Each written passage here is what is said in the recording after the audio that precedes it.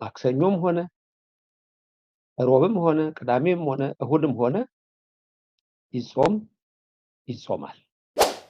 ስጋ ነው የማይበላው እንጂ ሌላ ምግብ ይበላል። ስለዚህ መቼ ልጾመው ነው ሲባል የጋድ ጾም አሁን ወዴት ይመጣል ማለት ነው?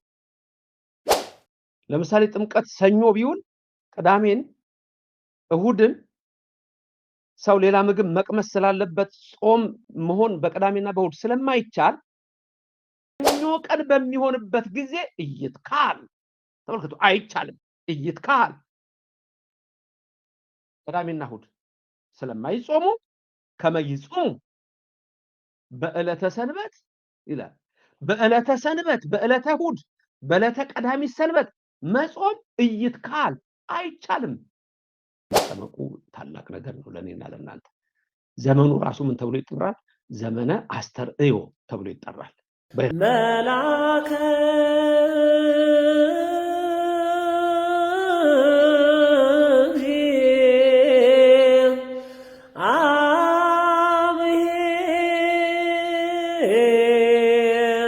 በስመ አብ ወወልድ ወመንፈስ ቅዱስ አሃዱ አምላክ አሜን። በስመ አብ ወወልድ ወመንፈስ ቅዱስ አሃዱ አምላክ አሜን። በስመ አብ ወወልድ ወመንፈስ ቅዱስ አሃዱ አምላክ አሜን። በመላው ዓለም የምትገኙ በክርስቶስ ክርስቲያን በወልድ ወሉዳን ተብላችሁ የተሰየማችሁ አዕይንተ እግዚአብሔር እንደዚሁም ደግሞ አኀው ዲያቆናት ምእመናን በጠቅላላ አባቶች፣ እናቶች፣ ወንድሞችና እህቶች የአብ ጸጋ የወልድ ቸርነት የመንፈስ ቅዱስ ኅብረት አንድነት የድንግል ማርያም አማላጅነት ከሁላችን ጋራ ይሁን። በአብ ስም አምኜ አብን ወላዲ ብዬ፣ በወልድ ስም አምኜ ወልድን ተወላዲ ብዬ፣ በመንፈስ ቅዱስ ስም አምኜ መንፈስ ቅዱስን ሰራጺ ብዬ ምንም ለአጠይቆ ሶስትነት በስም በአካል በግብር በኩነት ሶስት ብልም በእዘዝ በአገዛዝ ይህን ዓለም በመፍጠር ፈጥሮን በማሳለፍ አንድ አምላክ በስምረት በፈቃድ አንድ የሆነ እግዚአብሔርን አጋዥ በማድረግ ዛሬ የልደትና የጥምቀት ዋዜማ የጋድን ጾም በተመለከተ ስርዓቱን ለሁላችሁም ለማስታወስ አምላክ ፈቃዱ ይሁንልኝ። እንደምን አላችሁ? ባላችሁበት ሁሉ ሰላም እግዚአብሔር ከሁላችሁ ጋር ይሁን፣ ከሁላችን ጋር ይሁን። ለዚች ቀን ያደረሰን ስሙ የተመሰገነ ይሁን። ሀገራችንንም በዓይነ ምሕረት ይመልከትልን፣ መላውን ዓለም ሰላም ያርግልን። ረድኤቱና ቸርነቱ በጎነቱ አይራቀን። ያዛኝቱ የቅድስተ ቅዱሳን ምልዕተ ክብር ምልዕተ ውዳሴ መዝገበ ጸሎት አቁራሪተ መዓት ሰዓሊተ ምሕረት እማምላክ ወላዲተ አምላክ አማላጅነቷ በሁላችን ላይ አድሮ ይኖርልን። የመላእክት ጥበቃ የነቢያት የሐዋርያት የጻድቃን የሰማዕታት ረድኤታቸው አይለየን።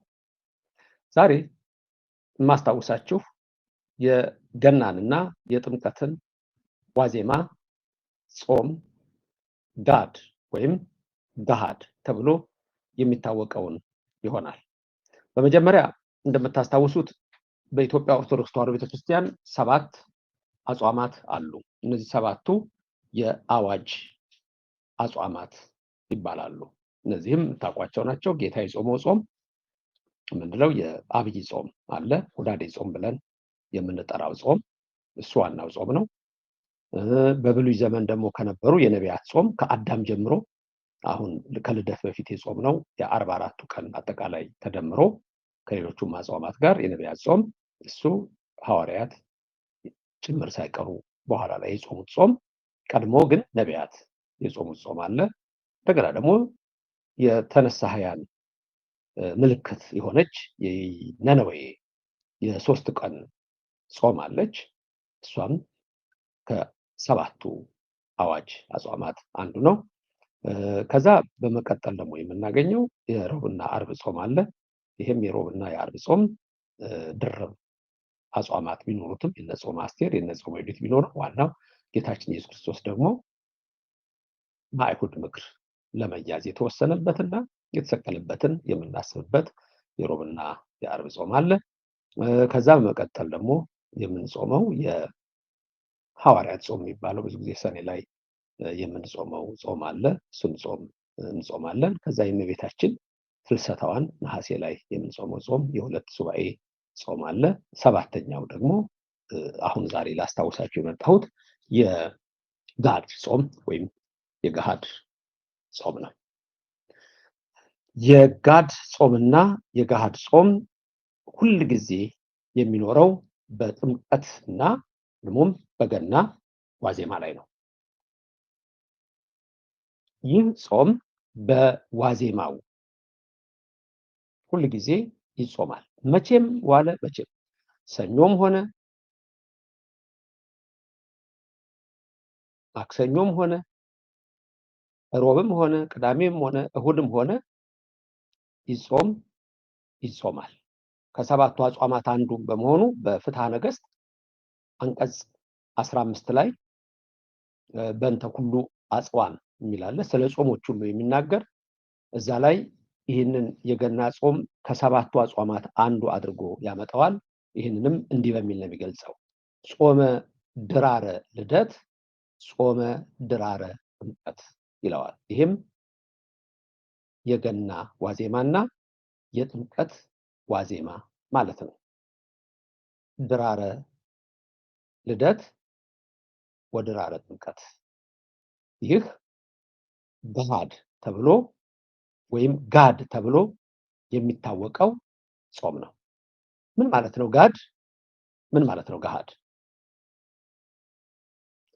ጋድ ማለት ልዋጭ ማለት ነው። ተውላጥ ማለት ነው። ልዋጭ ጋድ። ገሃድ ማለት ደግሞ መገለጫ ሊሆን ይችላል። ግልጽ፣ ይፋ ማለት ነው። የሁለቱ ትርጉም እንዴት ይሰጣል ከጾሙ ጋራ? አንደኛ ጋድ ልዋጭ ስንል ነገ ረቡዕ ነው። ስለዚህ ዛሬ ይጾማል። የነገ ጾም ወደ ዛሬ ተመጣ፣ ተለወጠ።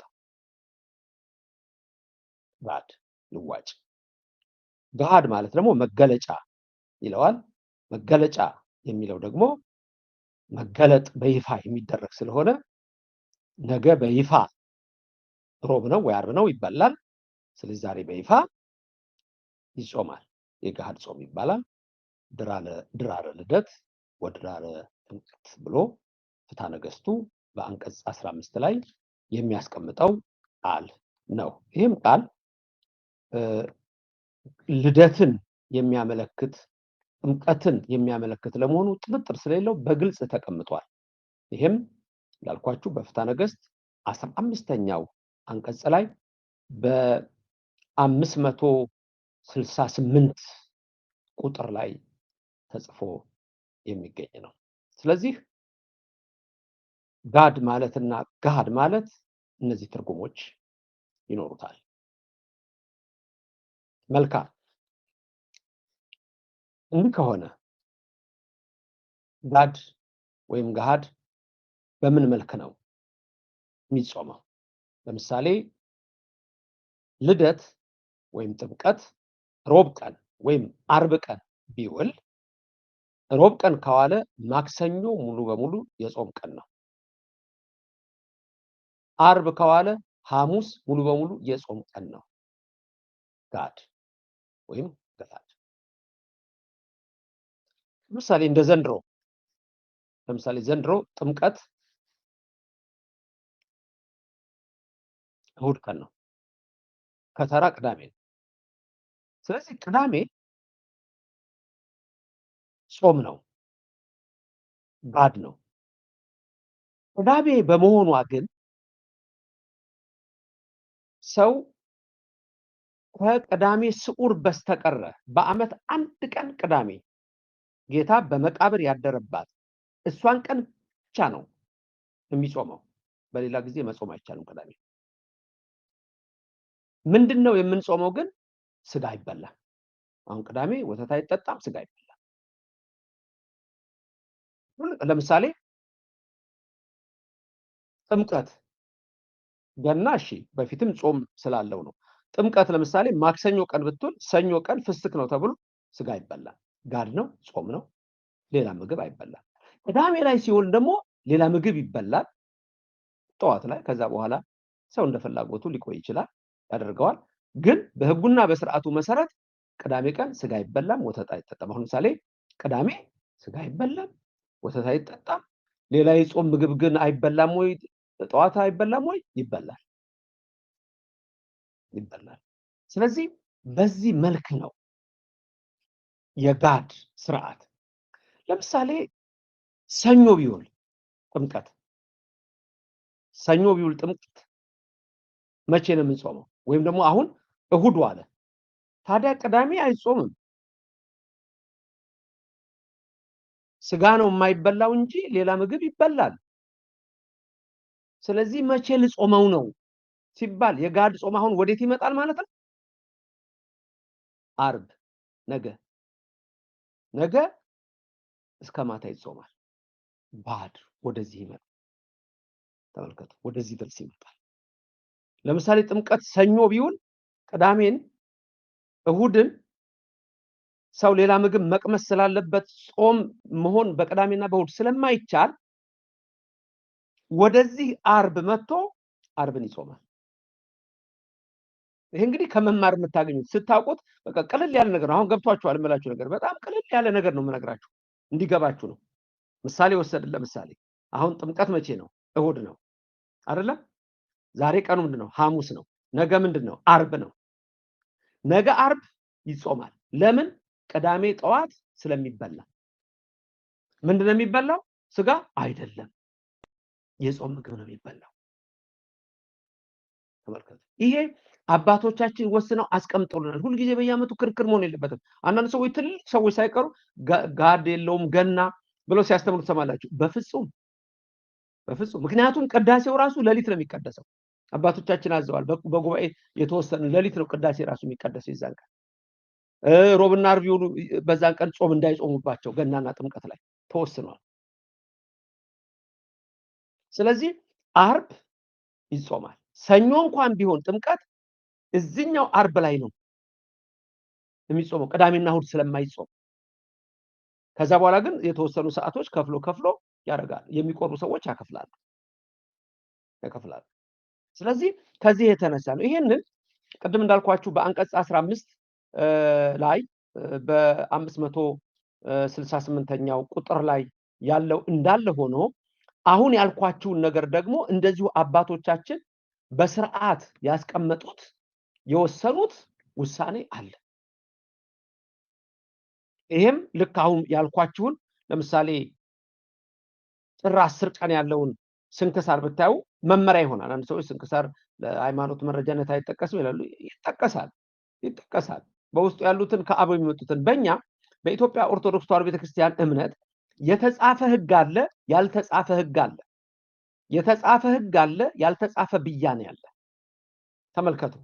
በቃል የተላለፈ ሕግ አለ፣ ወግ አለ። ሐዋርያው ጳውሎስ ራሱ በቃል ያስተላለፍንላችሁ ወግ ጠንቅቃችሁ ያዙ እንዳትረሱ ይላል። ለዚህ ነው በቅዳሴያችን ሰዓት ላይ ገባሬ ሰናዩ ቄስ ለንፍቁ ቄስ ወንጌልን ሲሰጠው ምንድነው የሚለው? ነዋ ወንጌለ መንግስት ለወልደ እግዚአብሔር ብሎ ሲሰጠው ያ ተጨማሪው ቄስ ደግሞ ምን ብሎ ነው ለዲያቆኑ የሚሰጠው? ዘአወፈየኒ አወፈይኩከ ነው የሚለው። የሰጠኝን ሰጠሁ ይለዋል። ይሄ እንግዲህ የተቀበልነው ነው፣ ከአባቶቻችን የተቀበልነው ከላይ የመጣ ነው፣ ትእዛዝ ነው። እንኳን አይደለም በመጽሐፍ ተጽፎ በስንክሳር ተቀምጦ ወይ በሌላ መጽሐፍ ተቀምጦ በቃል እንኳን ያለው ሕግና ስርዓት በእኛ ዘንድ ተቀባይነት አለው። ኦርቶዶክስ ተዋሕዶ ቤተክርስቲያን ሙሉ ናት፣ ብዙ ሀብት ነው ያላት። ተመልከቱ። ሌላውማ ቢጻፍ ሁሉ እንዳለው ነው ዮሐንስ ወንጌላዊ በወንጌሉ ምዕራፍ 20 እና 21 ላይ ያስቀምጠዋል። ዓለሙ ሁሉ እኮ አይበቃውም ነበር ነው የሚለው። ዓለሙ ሁሉ አይበቃውም ነበር ይላሉ ወገኖቼ። ስለዚህ አሁን ስለ ጥምቀት ነው የምንነጋገረው። የገናንም አንስተናል ባለፈው። ጥምቀት ለምሳሌ አሁን እሁድ ቀን ነው፣ ቅዳሜ ቀን ስጋ አይበላም። ጾሙ መቼ ይሆናል ማለት ነው? ዓርብ ይሆናል። ሰኞ እንኳን ራሱ ቢሆን ኖሮ እሁድም ስለሚበላ ቅዳሜም ስለሚበላ የጾም ምግብ ነው የሚበላው። የስጋ ምግብ፣ የወተት ምግብ ነገሮች አይበሉም። ስለዚህ ጾሙ ወደ ዓርብ ይመጣል ማለት ነው። ስለዚህ ብዙ ክርስቲያኖች ይህን ስታውቁ ተጠንቅቃችሁ ትኖራላችሁ። ዓርብን ታከብሩታላችሁ። ገሃድ በግልጽ ተጨማሪ ሰዓቶች ጨመራችሁ፣ ገሃድ ልዋጭ ለዛኛው ራሱ ክርስትና ይህን በመሰለ ነው። ስለዚህ በሕጉ ላይ ምንድነው የሚለው? የጥር 10ም ላይ ልትመለከቱ ትችላላችሁ። ስንክሳራችሁ ላይ ወለእመ ኮነ ዕለተ በይረሙን ዘውእቱ አስተርእዮ ይላል። አስተርእዮ የተባለው የመገለጥ ማለት ነው። አስተርአይ ማለት ተገለጠ ማለት ነው። ስለመገለጥ ነው አሁን የሚናገረው።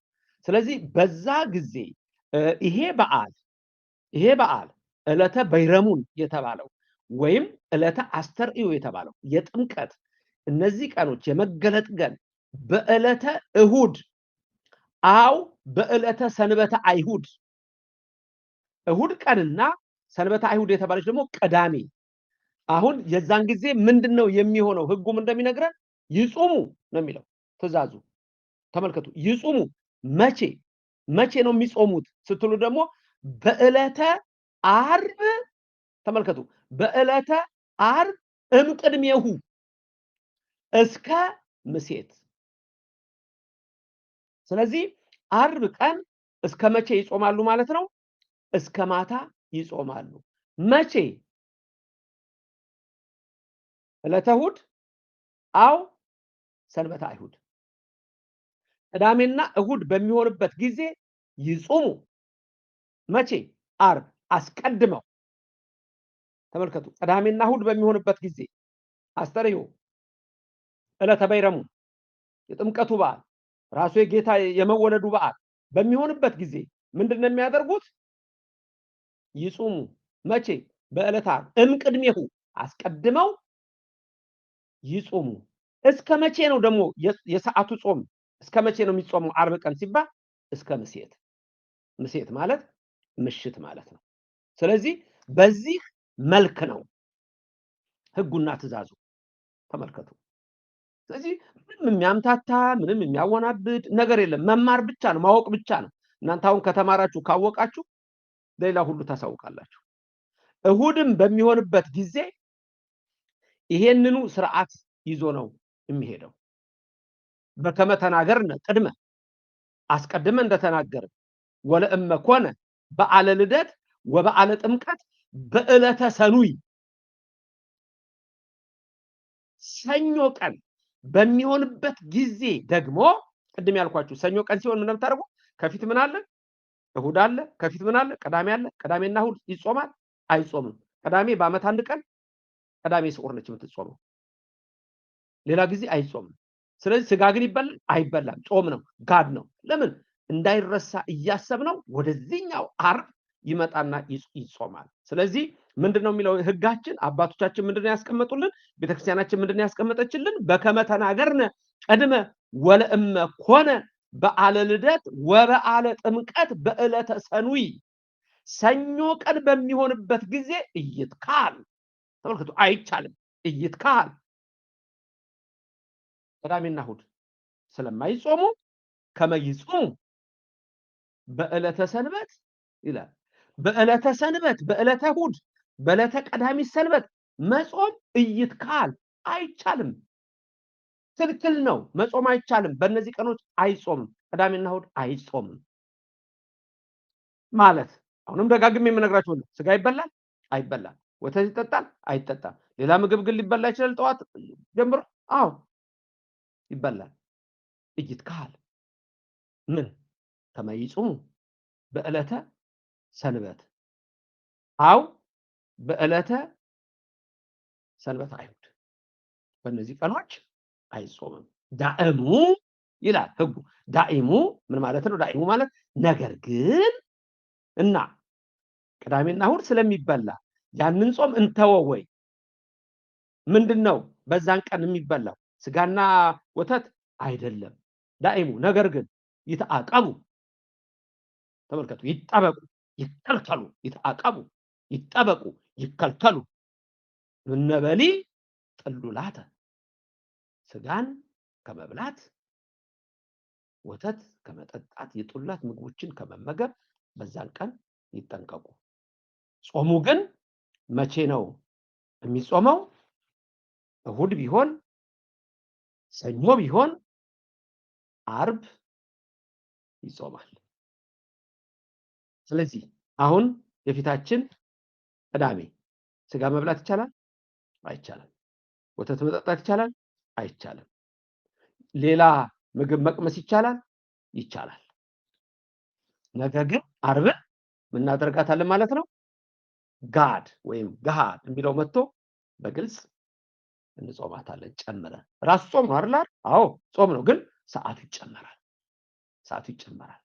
ባድ ይባላል። አያችሁ፣ ጾመ ጋድ ወይም ጾመ ገሃድ የሚለው ይሄንን የሚያሳይ ነው። ለዛሬው ይሄን መልእክት ነው ያስተላለፍኩት። ሁላችሁም ብዙዎች ሰዎች ግራ ስለሚገባቸው ባካችሁ ሌሎች ሰዎች እንዲደርሳቸው ይሄንን እንድታስተላልፉልኝ እፈልጋለሁ። ሁሉም ነገር ለኛ ነው። እግዚአብሔር ያደረገልን ታላቅ ነገር ነው። መወለዱ ታላቅ ነገር ነው። መጠመቁ ታላቅ ነገር ነው ለኔና ለእናንተ። ዘመኑ ራሱ ምን ተብሎ ይጠራል? ዘመነ አስተርእዮ ተብሎ ይጠራል። በረሙን በዓል ነው። እንደዛ ተብሎ ነው የሚጠራው። ጌታ ተወለደ፣ የዕዳ ደብዳቤያችን ሊሰረዝ ጌታ ተወለደልን፣ ተጠመቀልን፣ ሰርዘው ተመልከቱ። ስለዚህ ደስታ ነው፣ ታላቅ ነው። ድንጋዮች አይባን ሳይቀሩ የዘመሩበት ነው። ውሃዎች ወደ ወተት ወደ ማር የተቀየሩበት ነው። ኦርቶዶክስ ቤተክርስቲያናችን ስርዓቷ ይሄ ነው። ስንማር ነው ይሄን የምናውቀው። ካልተማርን አናውቅም። አንዳንድ ሰዎች ደግሞ ግራ የሚያጋቡ ስላሉ እንዳልኳቸው ነው ሊቃውንት ተብለው ብዙ ሰዎች እንኳን በዚህ መንገድ ህጉን በግራና በቀኝ ሳይመለከቱ የገና ጾም ጋድ የለውም እንዲህ ነው የሚለው ሁሉ ልክ አይደለም። ስርዓት ነው፣ ህግ ነው። በዚህ መንገድ ነው የምንሄደው። ስለዚህ ሁልጊዜ የጋድ ጾም ወይም የገሃድ ጾም ወይም ድራረ ልደት ወድራረ ጥምቀት ዋዜማው ይጾማል። ቅዳሜና እሁድ ከሆነ ግን ዕለቱ እሁድ ከዋለ ገና፣ እሁድ ከዋለ ጥምቀት፣ ሰኞ ከዋለ ገና፣ ሰኞ ከዋለ ጥምቀት፣ እሁድና ቅዳሜን የጾም ምግብ ይቀመስበታል። ስጋ ወተት ግን በፍጹም እንዲመገቡ አይፈቅድም። ይትካሃል፣ አይቻልም መመገብ።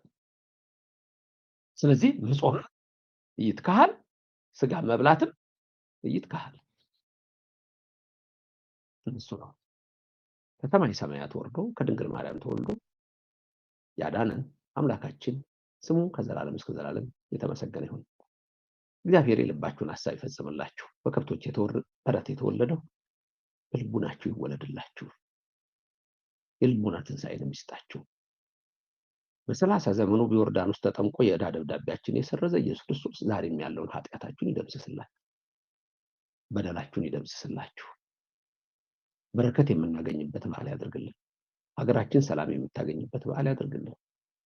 እናንተንም ከክፉ ነገር ሁሉ ይሰውራችሁ፣ ረድኤቱ አይለያችሁ።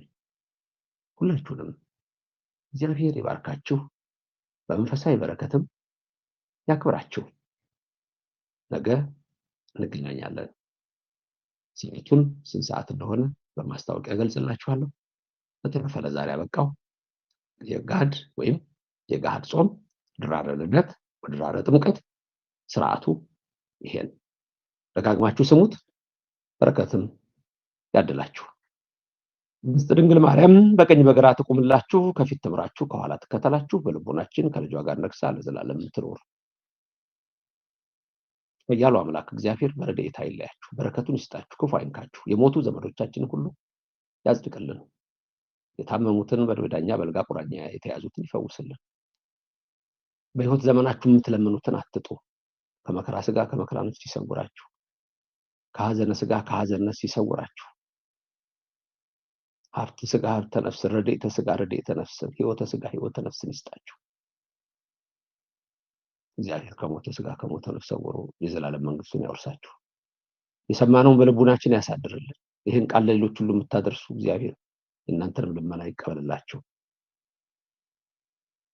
ተነሳስቶ ላስጀመረን አስጀምሮ ላስፈጸመን ኃያል አምላክ ክብር ምስጋና ይግባው። መላእክትን በጽርሐ አርያም፣ ነቢያትን በትንቢት፣ ሐዋርያትን በአጽናፈ ዓለም፣ ሰማዕታትን ለደም፣ ቅዱሳን አባቶቻችን እናቶቻችንን በገዳም ያጸና እኛንም በትሩፋት በጾም በጸሎት በምግባር በሃይማኖት እንዲያጸናን የእሱ ቅዱስ ፈቃድ ይሆንልን። የአብ ጸጋ የወልድ ቸርነት የመንፈስ ቅዱስ ኅብረት አንድነት ለዘላለም በሁላችሁ ላይ እንደ ዝናብ ይውረድ። አሜን።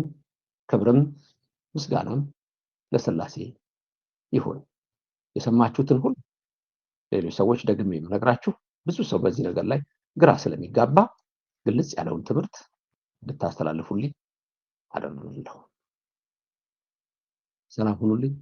በዓሉ ሁሉ የደስታና የሐሴት ወገኖች ይደረግልን። አሜን።